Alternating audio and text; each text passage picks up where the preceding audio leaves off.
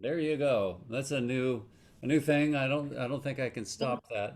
Yeah. Um, and maybe it's just so that that for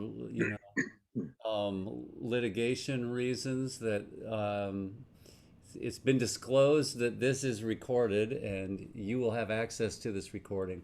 So if you want to go back over anything and work on it. And I know some people value that.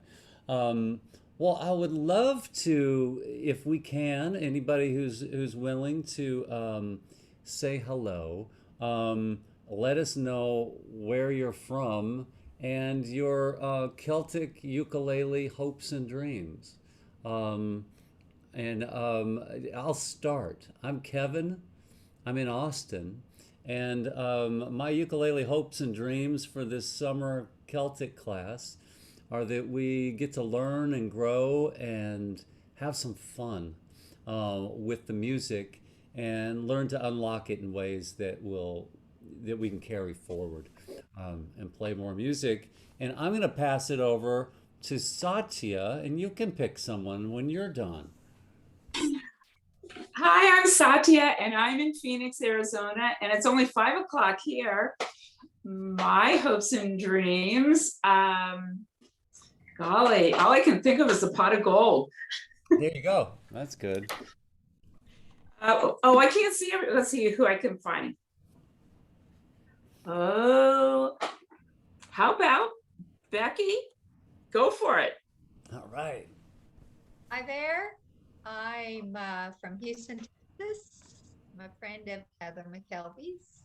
She's the one who convinced me to join in. She's been teaching me things from the Kaylee book. That's right, how it's pronounced. Anyway, I guess my goal would be try to finally figure out how to use that pick. Cool. Get too frustrated. Yeah, yeah. Okay, I get to pass it to Heather. Yeah, all right.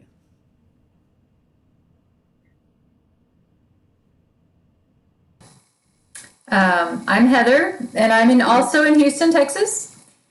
And a good friend of mine sent me Kevin's book a couple of years ago, and I've been working on it at home. And my goals are, this is my second class and with him, and I'm really excited to be back. And my ultimate goal, of course, is to play at O'Connor's Pub in Doolin, Ireland someday, even if I'm just playing one chord the whole time. I've been there, and it's just like part of my heart. I just can't even say how much I love Irish music, and I can't believe I'm actually playing it. I never thought I would ever play. And I'm excited to have Becky here. She's my partner, and she also plays the Irish whistle.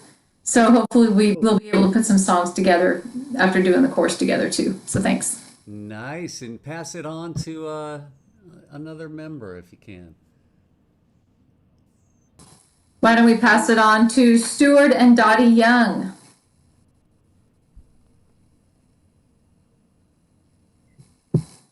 Mute.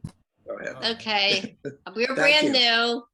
I'm Dottie. This is Stu, my husband, and we're from Philadelphia, Pennsylvania. And I hope we're not in over our head in this.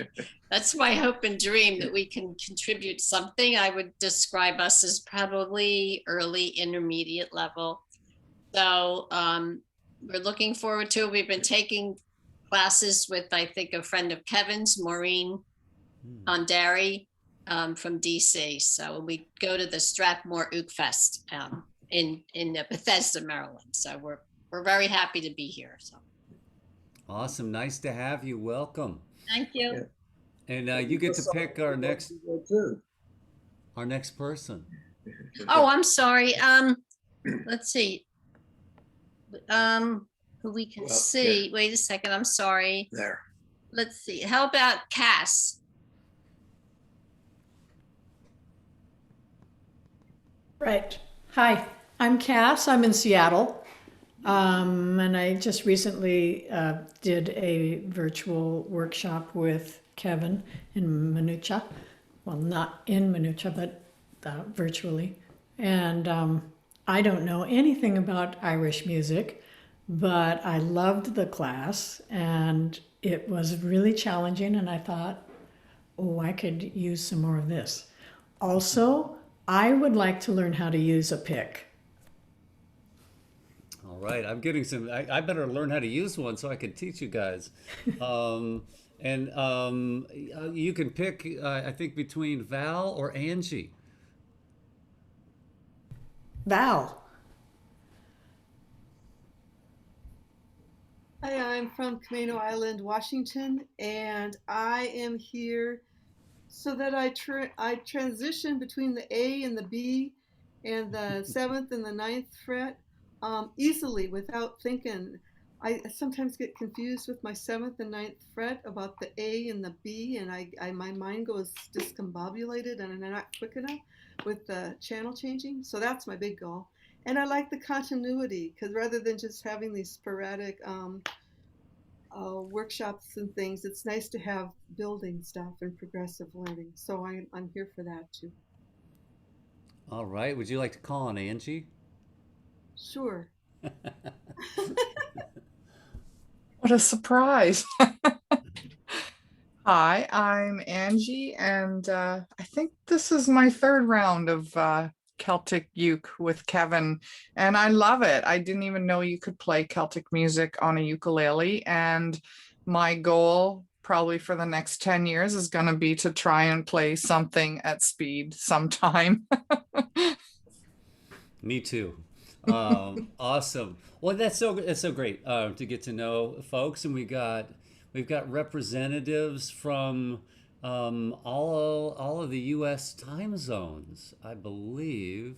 And or is Phoenix in Mountain Time? No, maybe not. Maybe it's Pacific. We never change. Oh, okay. So you're your own So, thing, your own sovereign nation. yes. Okay. Sovereign state. Cool. Well, we'll get into this, and I know Susie, I could speak for her, is in the Austin area and has taken a lot of classes with me for years, and she's having some computer issues, but we'll get those figured out, and but glad to have her here as well. So I want to, and I think it's always important for us to get to know each other, and then just to remove any computer fear, any like, how does this work? What's the plan here? I like to make sure everybody, we at least do a cursory tutorial, especially for the new people, of Sound Slice and the resources page, and just to make sure you understand how to use it. It can be a great resource, and I love this already. I can see that everybody knows that they need to mute, and you know, people like the Zoom etiquette is increased immensely in the past year or so. I used to have people just loudly eating like right into the screen and stuff. So I'm going to do a little screen share here, and this here we no, is that what I want? Yeah, I think it is. We'll find out, won't we? Yeah. So this is our Sound Slice page, and we can talk about this. I'll go through some stuff, and then we'll come back to the group screen, and we can ask questions and stuff. But this is a huge repository of like everything. Now, many people have mentioned like picking practice, so I'm just gonna choose that. And so they're calling the music player these songs or slices for Sound Slice. If I just click on that and hit the space bar, it's going to start playing. And I have this stuff that we can, you know, little exercises, and I'll teach this stuff as well. And I can just go back, and I could pick and say something like, all right, the first song we're going to be playing is the Carrie Polka. Super fun one, but I want to show you and how this works. And so this bottom settings toggle switch here in the lower right hand corner controls what you see. And so I just want you to know that you might say, oh, let's make everything bigger. Boom, first thing, the zoom. There's different layouts. So if this is on a tablet, a phone, desktop, whatever, you can adjust that. Now, if you are just determined to read notes, you can click here, like it says Melody 1. I'm gonna click, that's the tablature, now that's gone. And I may say, I don't wanna see those chords. I don't wanna see any of the tablature. I can just go down, get rid of that. And now it's just notes, and I say, I'm only gonna play Melody 1, so I'm gonna solo that one. And so that's all I see. And then now I'm going, well, now let's supersize this. But if I hit the space bar, this is pretty cool. I hear everything. But I only see what I want to see there. And if I hit the solo button, it goes back to the previous screen. So you can just kind of play around with these things. Or if I only wanted tablature, I could get rid of the notes. So the one thing you don't want to mess with is transposition. We're going to keep this in the key of D, so don't change that. You can go full screen with it. You can change languages. The thing that really helps is to play with a count in. And that means that if I click this space bar and I'm at the beginning, I'll just get a 2-beat count in. But we could all start together and know where that is. Now, this toggle switch in the lower right hand corner controls what we see. I want to zoom over from there to this little thing that says BPM. There's a minus, a 120, and a plus. If 120 is not fast enough, hit the plus. If 120 is too fast, hit the minus. And so now I could take this down to 90 beats per minute.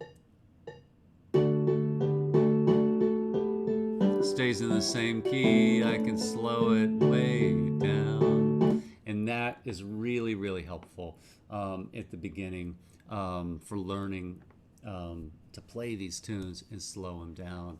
If I only wanted to, let's say, maybe I'll go back and just take Uke 1 again and solo that up.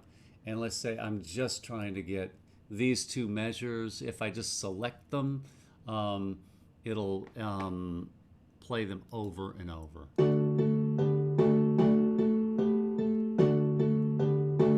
And it's a great way to practice, and it's a great way, even though it's a very synthetic sound, it's still the right notes, the right pitch, the right rhythm, so it's really helpful. Now, speaking of sound, down here in this lower right-hand area, there's a little speaker icon, and that controls what you hear.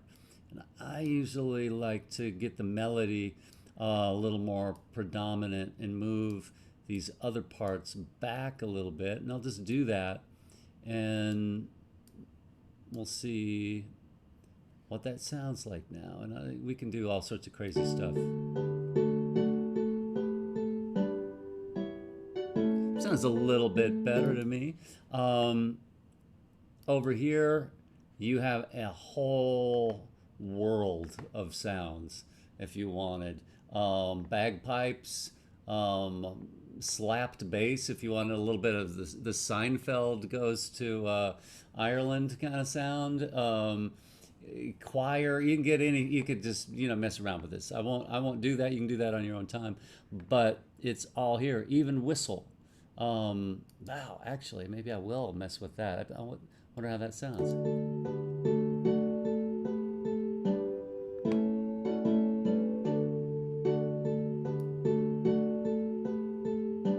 Oh, I put it on the wrong part, but yeah, Interesting. See if I put it on the melody, what happens. There you go. So I'll try not to get lost in this little world too deeply here, but that's how that works, and it's meant to be a way for you to play with the music, and it's got a lot of options, especially for visual learners. It can really help you, but the auditory part of it is really great too. Any questions about Sound Slice? How we'd use that? Okay. Now we'll do another screen share, and if I was smarter, I would have had this. I thought I had it waiting for us, but I close a lot of windows. Okay. We'll get into the Celtic resources page.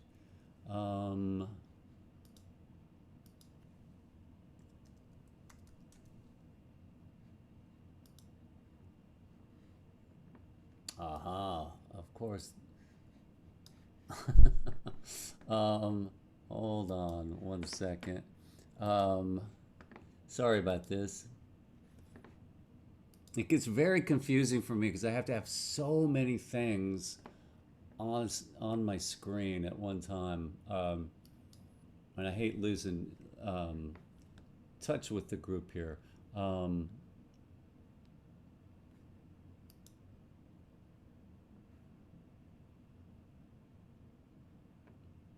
Okay, I'm gonna actually show you kind of the back end of it for me here.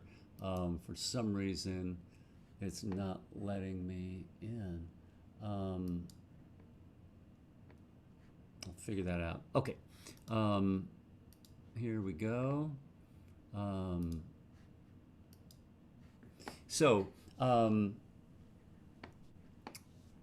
This isn't exactly how you'll see it.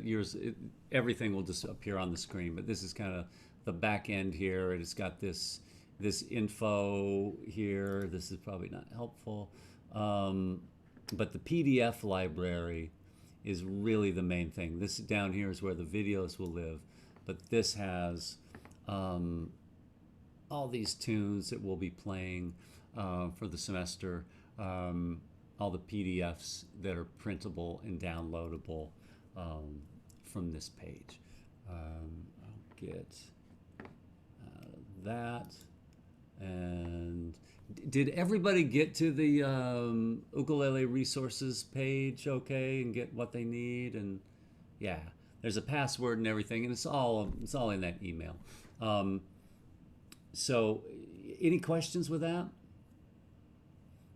Okay. And you can email me if there are. I want to get in to the demystifying the pick and talking about it for a second. And if I just took a tune off the top of my head, I usually just like to kind of demonstrate how something could sound. And since we're going to be playing the Carrie Polka, a nice accordion tune, I'll just show you how it sounds with the thumb.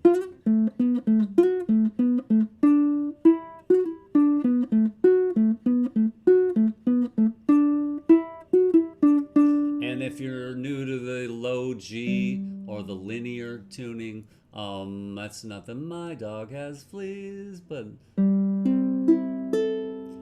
have a low G. You don't have to have that for this class, but I recommend it. I think you can get a little more out of it. And so that's with my thumb. Now here it is, the same thing with my fingers.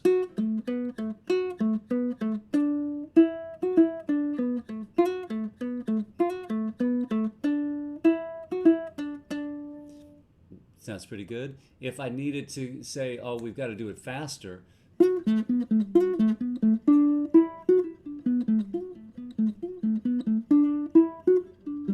pretty soft with that, with my fingers.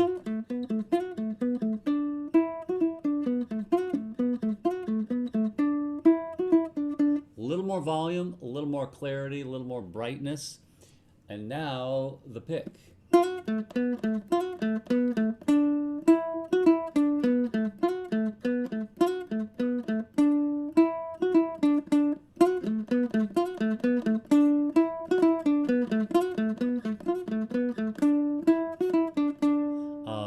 A lot faster, a lot louder, and the thing, a good thing to have used would have been triplets too.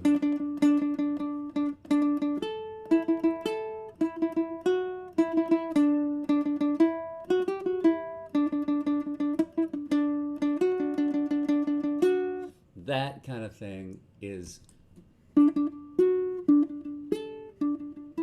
really hard with the thumb.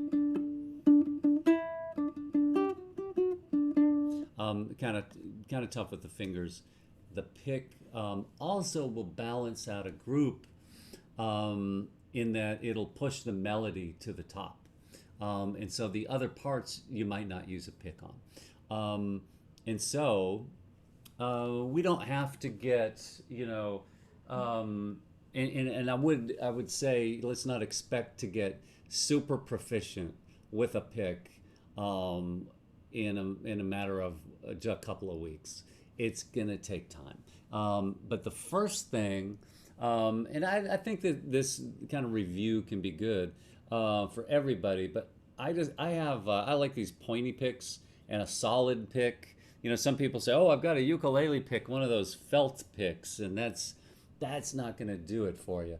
But this, I want it just on my thumb, and it is like an extension of my first finger. And I want to get these fingers then out of the way and just kind of fold that around. So like this knuckle is kind of pushing in. This is holding it just enough sticking out. I don't want to hold it like way back here. I don't want to hold it, like that.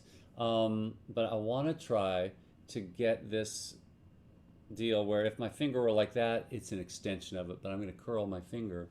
And then I can use a little bit of wrist motion down and up, and I can use a little bit of rotational motion. And I'll show you both in the picking, but I'm not going to use the pick for strumming. So this is just for notes. So if I'm down,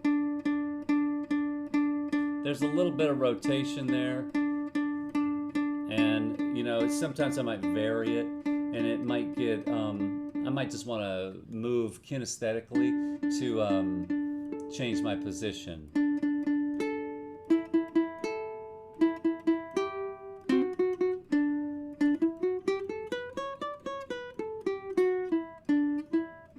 And just to see that right hand,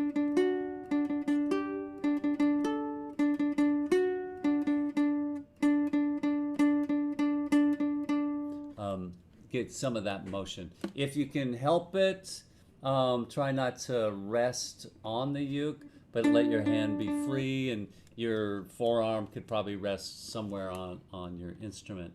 But that, and we'll go through a whole bunch more stuff, but that's just the general thing with the pick. Some of the problems I see, sometimes people want to hold it like this, and they want to let their fingers go out, and that's just not gonna, it's gonna be really hard. I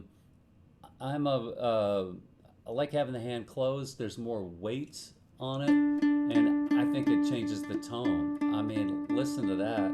With the open hand and the closed hand, it's just interesting.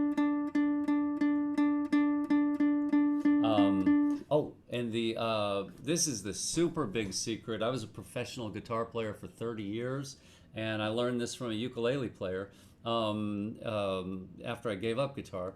And see so many people want to use the pick, like if I hold, just for geometric purposes, I'm going to hold this as parallel to the floor as possible here.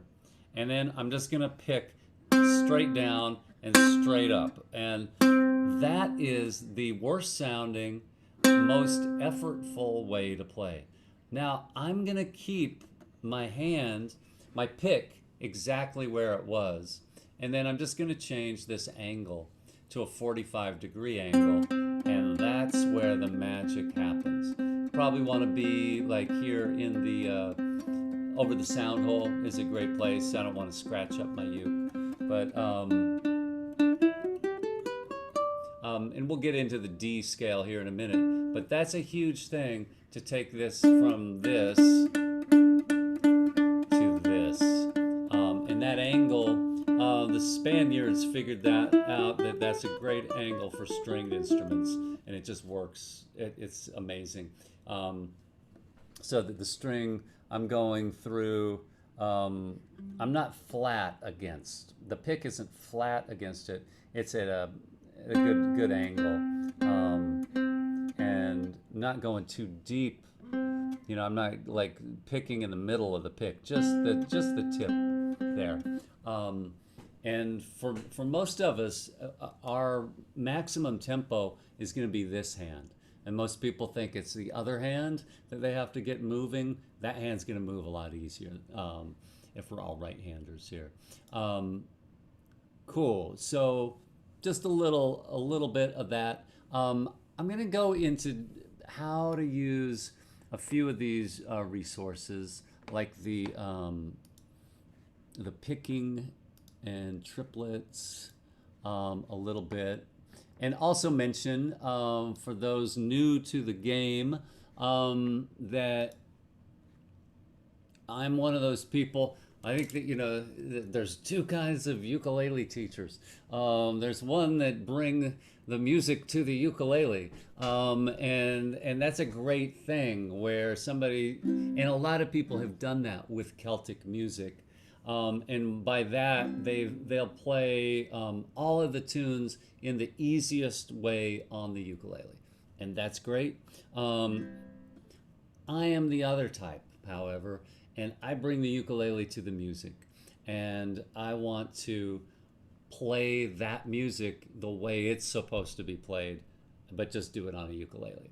And so that means I'm not going to change the key of all of the Celtic music to suit the ukulele. I'm going to learn how to play it in its native key of D major, is the most natural key. And in that way, down the road, and I'm a dreamer, but the thing I'm dreaming of is the day that fiddles, whistles, accordions, other Celtic instruments we could play together. And that's one of my slight pet peeves with the uke world, is like, it's like, look at me play this cool thing by myself. And I'd be much more interested in joining this great tradition of music. So I feel like I just got to talk faster. Okay. So I just want to show you this picking practice thing is in the book. You also have it in Sound Slice and on the pages, PDFs. But this is mainly to illustrate that this little horseshoe means down toward the ground, and this little V means up. So the space indicates which direction you're picking. And so this also, if you're new to reading music, that's a D, second fret of the C string or the third string, and we're going from G, C, E, A in the letters. But if we number the strings, we're going 1, 2, 3, 4, and all stringed instruments work that way. And I'm going to put my first or index finger on that and just practice this a bit of just half notes. It'd be something like this. 1, 2, 3, 4. And I'm just playing that one measure and just practicing having that pick going down.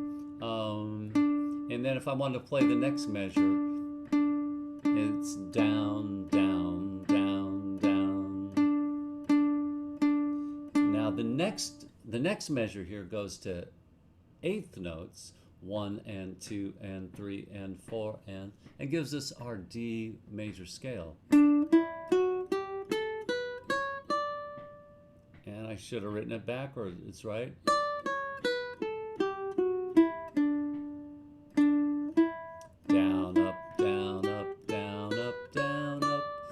nobody could get too good at the D major scale. But this is for picking, so I really want to concentrate on my right hand. The next exercise here, and we'll go through these in future classes as well. Oh, I played that wrong, didn't I? Down, down, up, down, up, down, up, down. And so that the eighth notes is where we really start to see the up. And up is usually what gives people some problems. And then you can go through the rest of these just to hear them.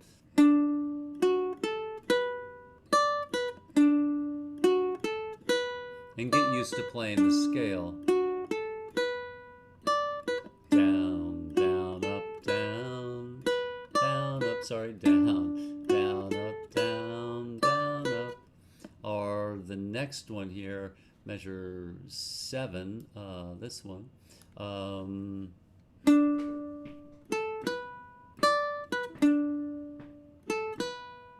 And that's called syncopation, where coming in on the offbeat 1 and 3, 4 and 1. And lastly, this cool little scale exercise.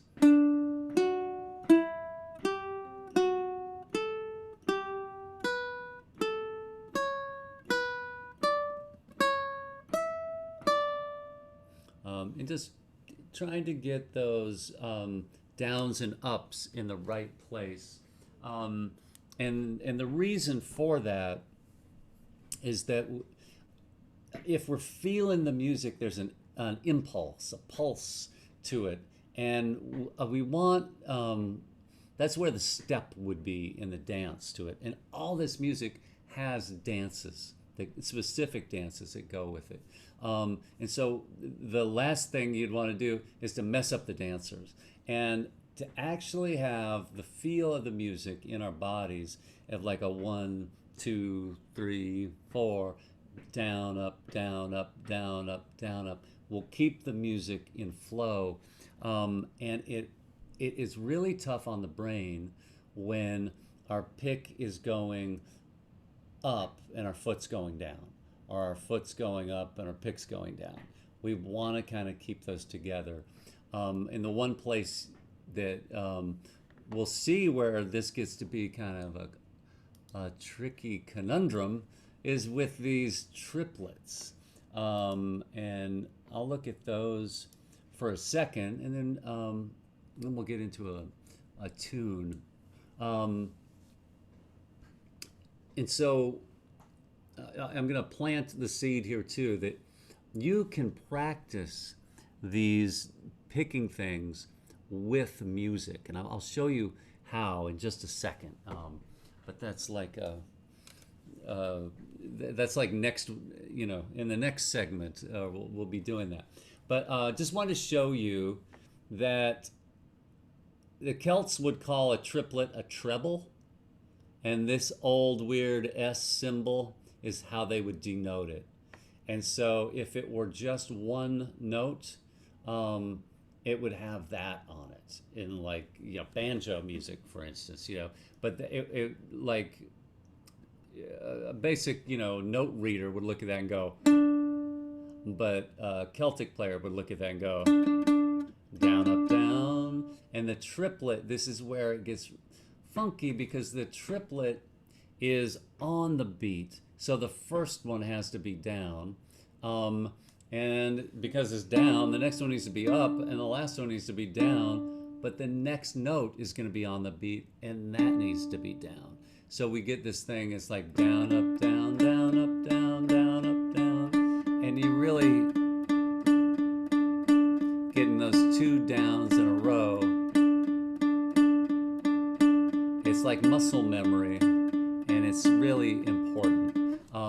And the thing that, when I hear like, sometimes it's like 14-year-olds or something, kids, in Ireland or Scotland playing these tunes, they're just playing triplets at breakneck speeds perfectly and all of this, growing up with it. But it's all in getting that so that you're keeping the beat and the groove and the music is working that. And it's also, this is I've never heard any Celtic player say any other way of playing it. This is how they play triplets. So in order to sound Celtic, this is a really good thing to learn.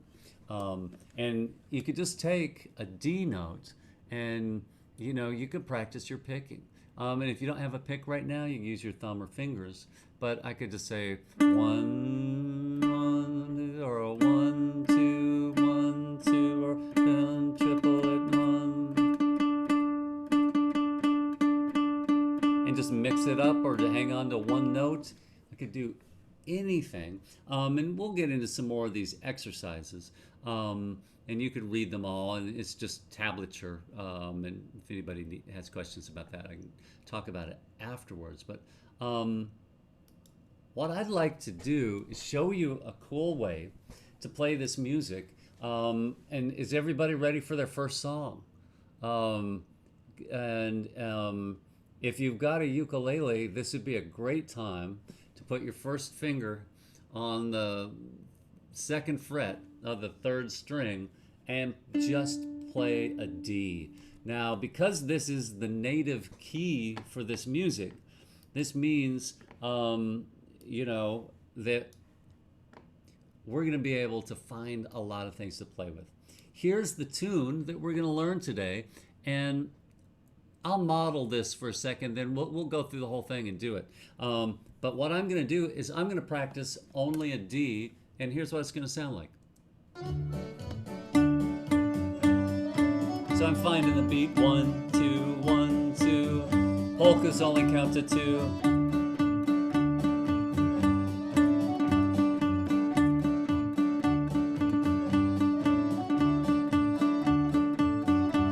And that one note harmonizes with the whole thing, and I'm working on my picking.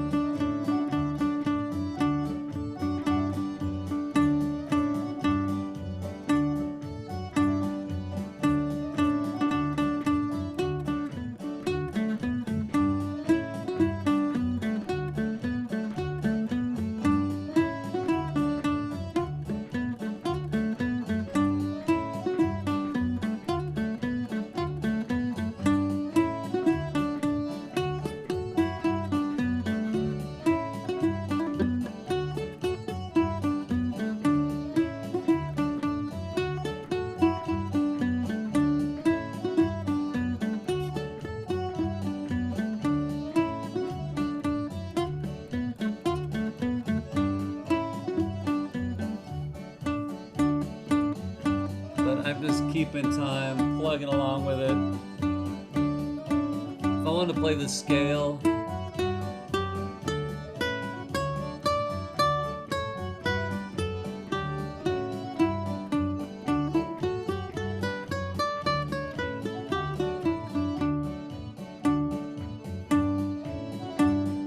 so it's like a drone, and I can just have fun with that. Yeah. All right, so just want to give you an idea in that tune, the Carry Polka. You can find a ton of recordings of that. The polkas, like Czechoslovakian music, and now a lot of Mexican music here is accordion stuff. So, and 2/4 jaunty. Now, we don't have to play it that fast, but just wanted to show you that you can play Celtic music just like that. Another possibility, if I knew a D chord, and if you don't know it, maybe I could talk about it this way. From the ceiling to the floor, I'd give you the fret numbers, and it'd be 2, 2, 2, 0. That's the way a lot of my people, my uke instructor friends, talk about this stuff. And I see something.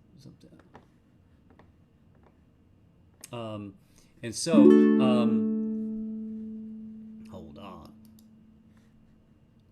I'll try it. We'll see if this D chord works, but I'm not going to pick it. I'll just use my thumb, probably strum, and I might encourage you to explore the sweet spot of the ukulele, which is kind of where the neck and the body meet. rather than down here for strumming. Yeah, so I'll just join this in progress.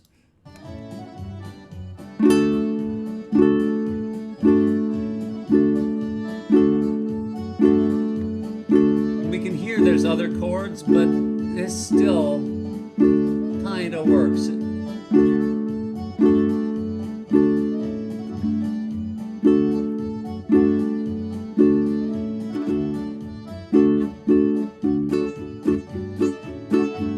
We'll learn some techniques and stuff.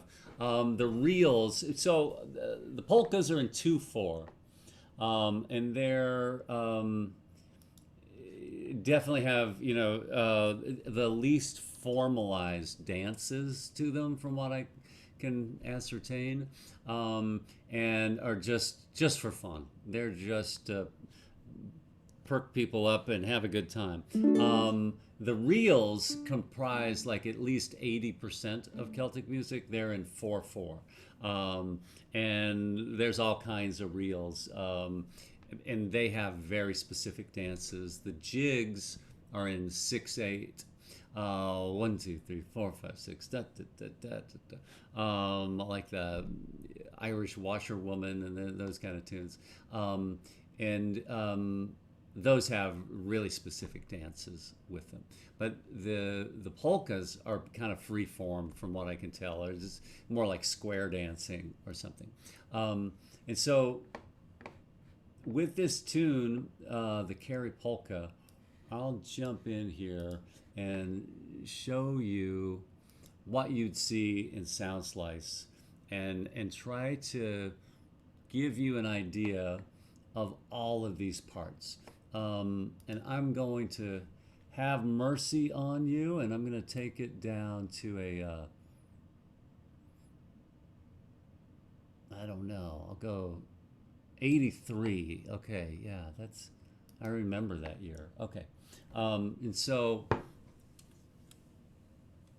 I think I should do a screen share so you can see all this. This is in Guitar Pro. This is where I create the files. But it's pretty much, it's exactly what you're going to see in Sound Slice. This is just where they come from. So I've got melody 1, and I'll talk about that, but that's a higher octave of the melody, and I'll play that for you. I've got a harmony to it, and this harmony is lower than the melody. I've got a melody 2, which is an octave lower. So it's the same notes, but an octave lower. That doesn't happen very often that we can do that in the key of D on the ukulele. I've got a counterpoint part, I've got chords, and I've got baritone. So what I'm going to do, well, first I'll just say the philosophy here is, you can play one of these parts, I guarantee you. Sometimes I get couples in classes, and they have such a great advantage because they could play 2 of these parts at the same time at home. So Stuart and Dottie have, they can have a lot of fun with this. And over time, I'd love to have people share their playing, where I'm not doing all of it. But for right now, I'm going to do all of it. And I'm going to just jump in and play these parts for you. Now that you've seen that, I think that's good enough just to know what that is. Okay. And hold on. I'll come back to our regular screen. I've got myself in a larger pinned frame here so you can see this on the video. Clearly, this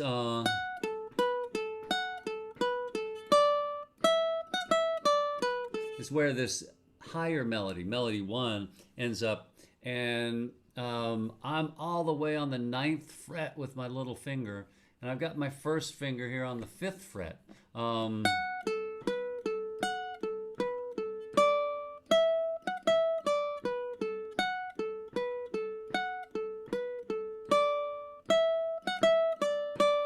And so I really encourage you to listen to these, hear it, get it in your blood, get it in your head before trying to play it, so that you know what it sounds like before you play it. And that's kind of the Celtic way of learning, anyway. And so the other thing I need to mention, that's the A section, and it repeats. And then there's a B section, even higher.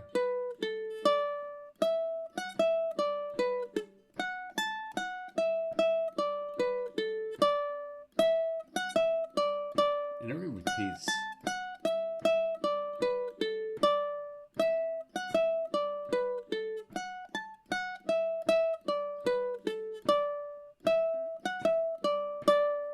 Now, because and then it goes back to the A, and so it's like A B B A B B, and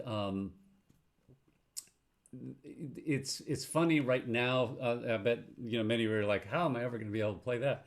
And then you're going to be like, how am I going to remember which one I'm on? That gets to be the challenge, and it's actually harder than playing it. And that recording I have of the Carrie polka, they mess up.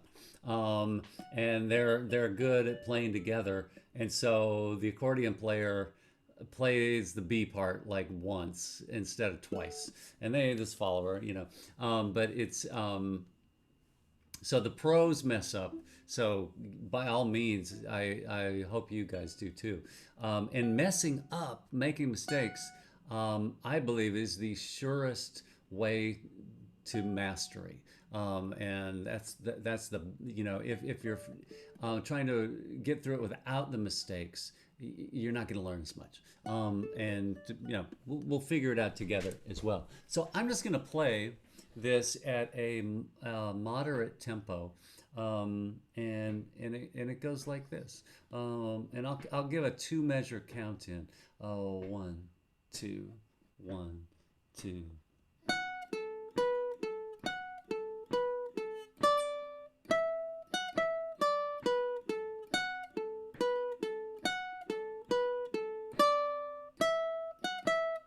And again.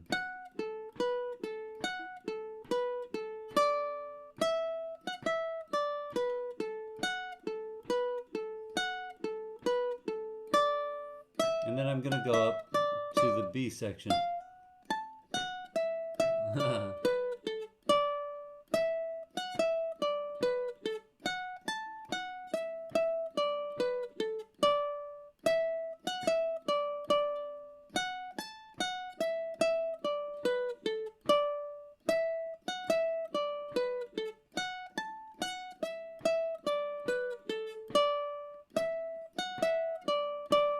And it would go back and forth there. But this position, for that B section, I want to anchor my second finger on the 10th fret here of the E string. That's a D note.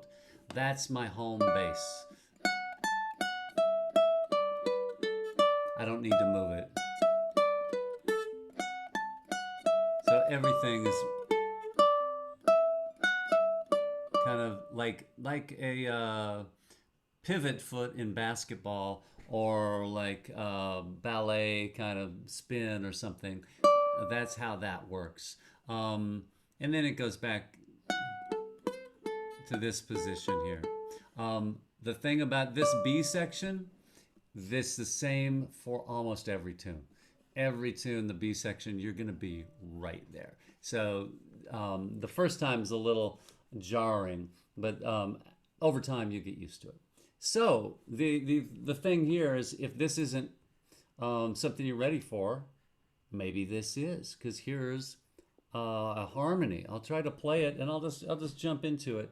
So lower here on the fret, I'm in what's called the second position, which means my first finger is on the second fret, and then it's just one finger per fret. So I'm covering the second, third, fourth, fifth fret. And so if I have a note on the 5th fret, I'm playing it with my little finger. If I have a note on the 2nd fret, my 1st finger, 3rd fret, 2nd finger, 4th fret, 3rd finger there. And so this is this cool little harmony.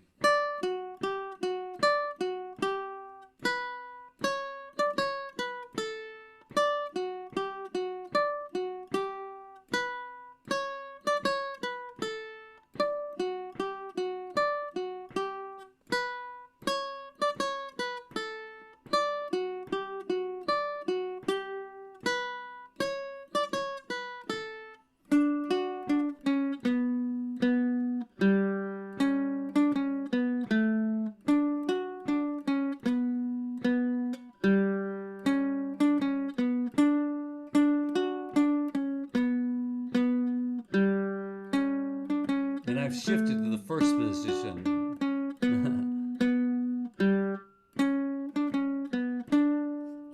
Because I've got a note on the first fret. Now, super cool. They go together really nicely. And then I've got the lower octave melody. So that's an F sharp there on the second fret. And I'll be in the second position here. And so I've got that high one. The low one is...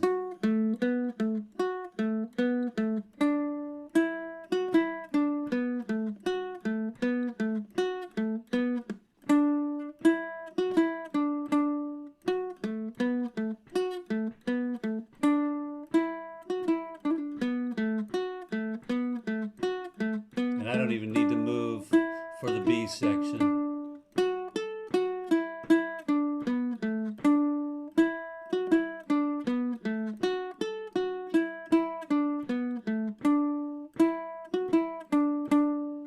And it repeats.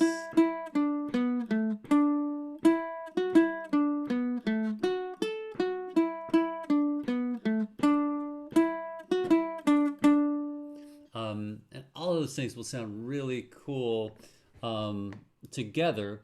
And so if you're looking at this going, oh, well, there's a lot of notes, then this next part is your friend. And it's a counterpoint part. And I've had people, our dear friend here in Austin, David, who once I started writing counterpoint, he was like, that's it. That's all I'm ever going to play. I just love the counterpoint. Now, the polkas, it's not quite as cool as it can be in the reels and jigs, but I'll show you this counterpoint part. Super simple, and yeah, it goes like this.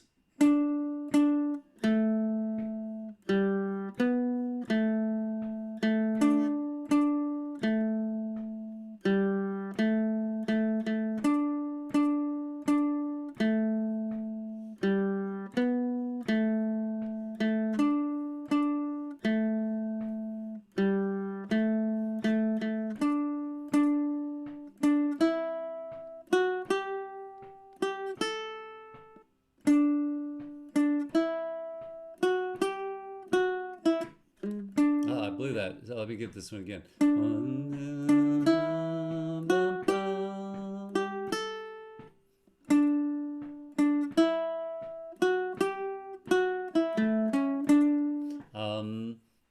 Kind of a cool little thing. By itself, you wouldn't go, though. That's a Carrie polka. It sounds super cool with it. And so I've also got some chords written out. If you're more of a strummer,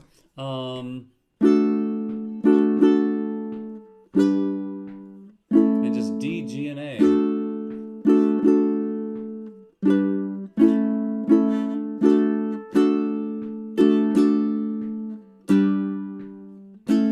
And D.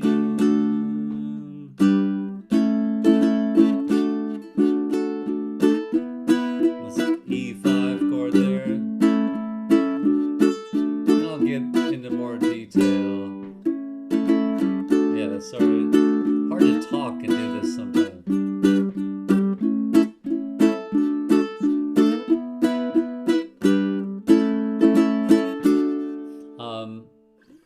And you could also just play the chord. Just one time per measure. That's fine too. I put a little bit of rhythm in it. And I'll show you this. Let me get a quick show of hands. Hold your hand up. How many baritone players do we have in this group? I'm looking at 0. Okay. Then I'm not going to bother with doing that baritone part right now. And what I'd like to do is play this tune at about 82 beats. If you've got the music there printed out or something, you can play along. If not, you can just kind of watch and listen, take it in. And I'm going to play every part, but not at the same time. So I'm going to just go straight down the page in the order that we just did it. So here we go. Let me make sure everything's cool. Yeah. And here it is, starting with melody 1, and then the harmony, melody 2, counterpoint, and the chords. All right, here I go. 1, 2.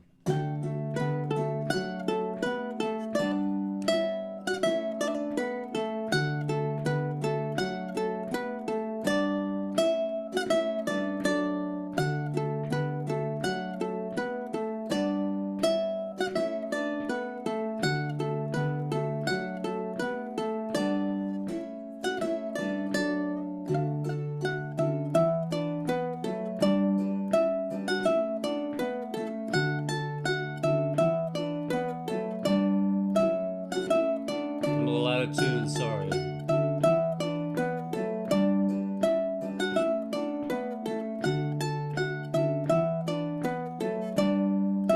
Now the harmony.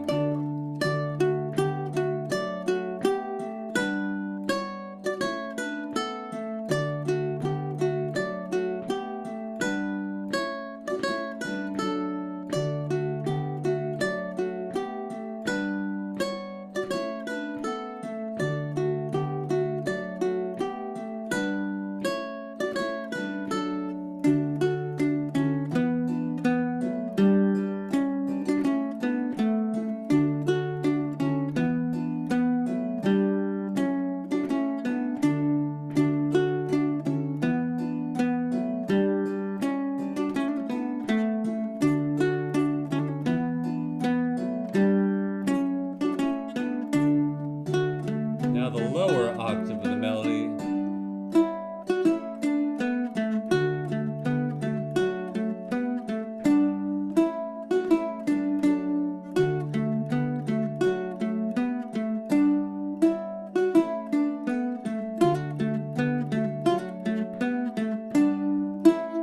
And here comes the B section.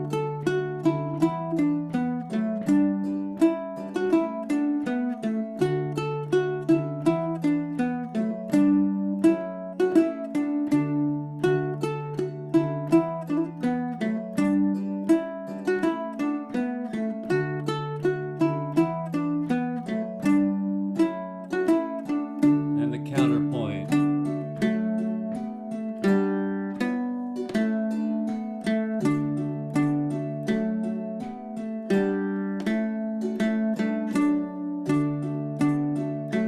And I'm thinking pick, down, down, up, down, down, down, down, down, down, up, down, down, up, down, down, up, down, down, up, down.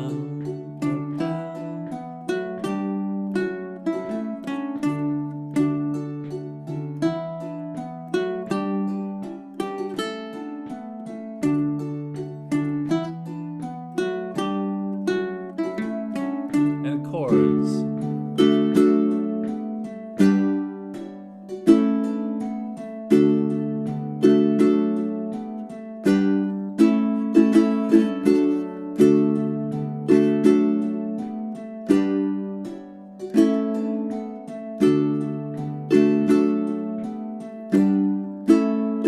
And the B section.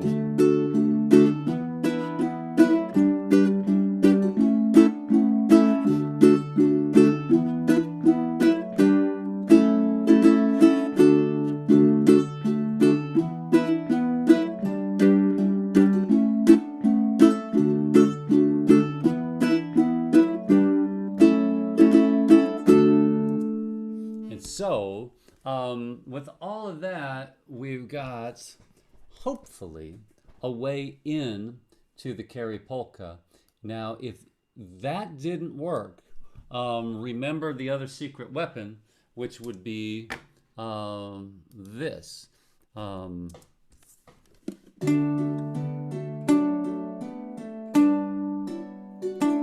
Just play D. And you could go to a Celtic jam and just play D the whole time and they'd think you were great.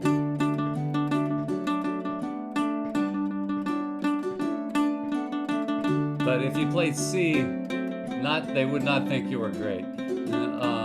Yeah. Lou Reed could have made it work, but very few people probably could.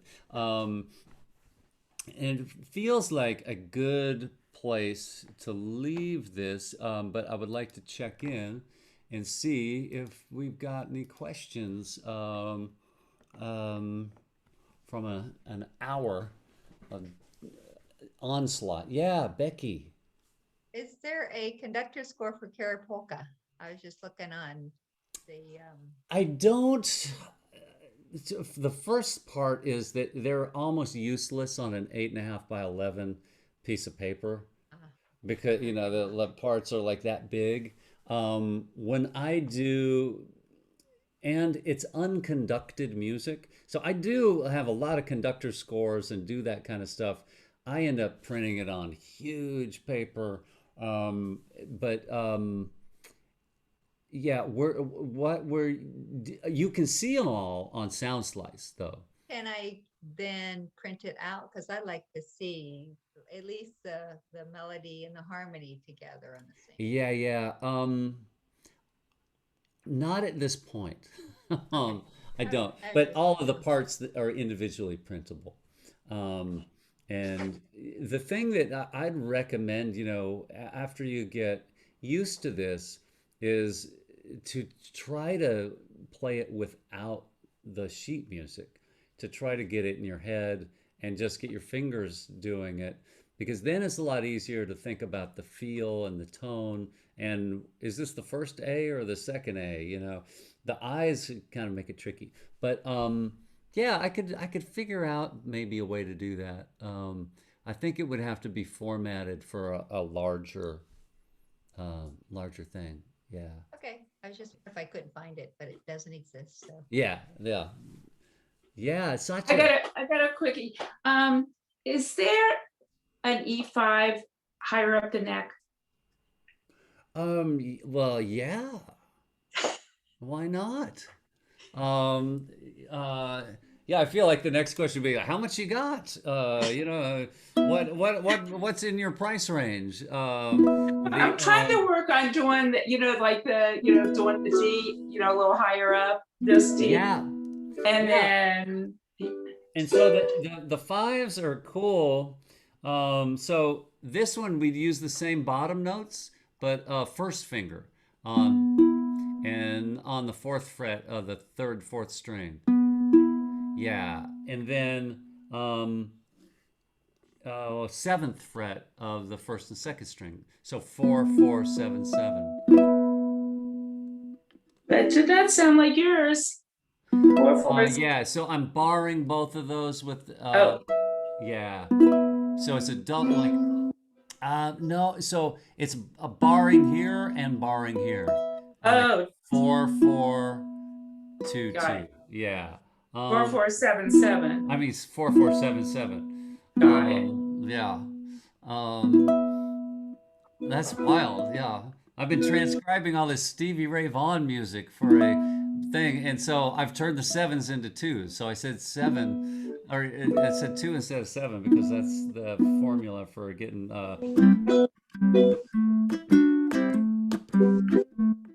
Anyway, yeah, that would be one way to play an E5.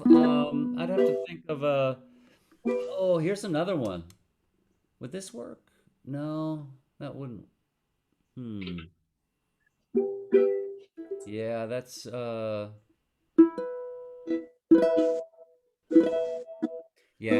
sometimes you get too high and they're a little tough. So that's similar to a C form, but it's just putting that there. Yeah. And those 5 chords are super cool because they don't have the 3rd in them, and that makes them major or minor. and so they have this cool character to them. Cool. Any other questions before we? Well, that makes the D from here to here pretty easy. From Yeah, that, yeah. The higher D. yeah. Yeah, for sure. Oh, thanks. Yeah. Yeah, Heather. Thanks for the harmony on Carrie Polka on part B. Yeah. You said for the fingering, just to use the same fingering, keep our first finger anchored on the second fret. Are you doing some barring to get from that D to that F smoothly and back and up to the C? You know, it just seems awkward to be kind Oh, so yeah, on the harmony, we're talking about the harmony part. of harmony, yeah. Um, I would shift. Kind of going D, F, D, C, and you just do it Oh, individually, or? yeah, I would shift, and so that means that the A section I'd be playing right here, Right. and then the B section I would slide down because I got to get that first fret. So the A section, So the B section, put the first finger back up to the first fret. yeah. Okay. And so there's this little moment where you have that open string.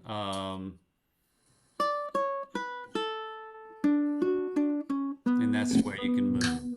So like coming from that end of that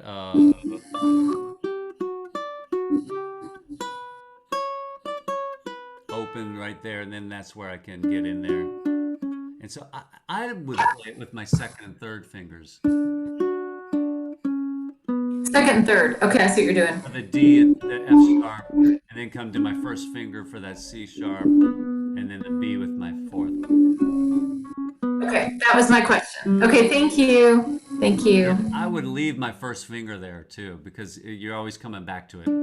Okay, thank you. Yeah.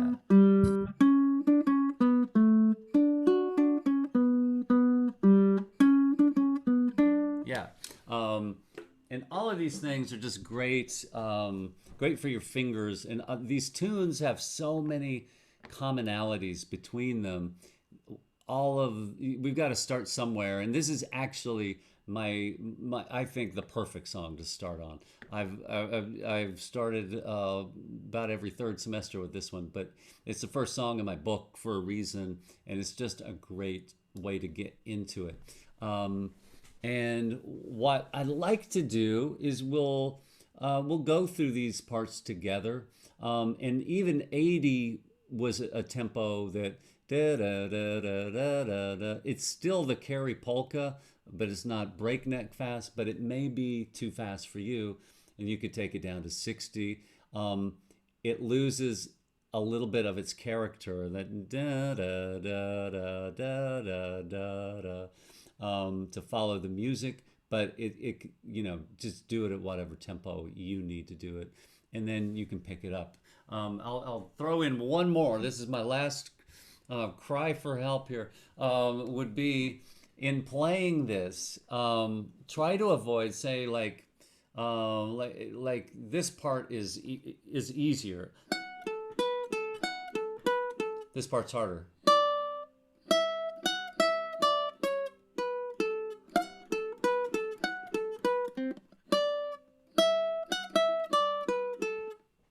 Play it all at the harder tempo.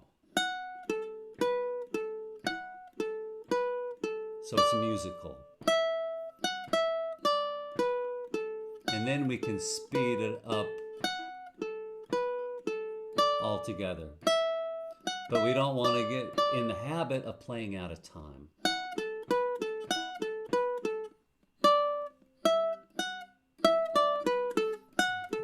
It just, yeah, no good. But it takes some, yeah.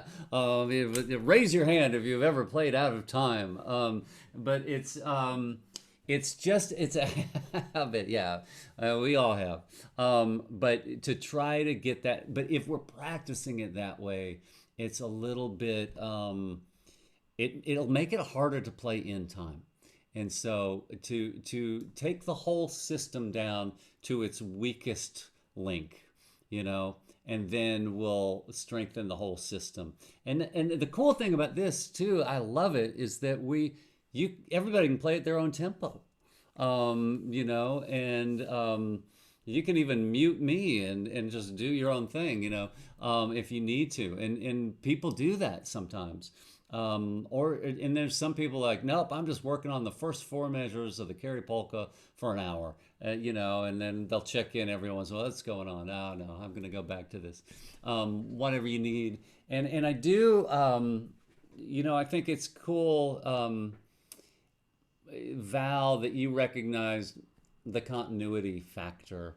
And it's a funny thing. I think when I started doing this, a lot of people thought, oh, 1, maybe 2 semesters I should have it. And it's really, it's more like, it's like therapy or something. It's like, well, you know, it's going to be, you know, how good do you want to get, you know, and how, you know, every piece of learning kind of connects to something else. And I can already tell it's going to be a great group, and super excited about the possibilities here. If there's no further questions, I'm going to call this court to order, and we'll adjourn until next Wednesday at 7 p.m. Central Time. And let me know if you have any questions, problems, issues, or anything, or triumphs, or epiphanies. Love to hear it. It's all good, and I'll see y'all next week. So long.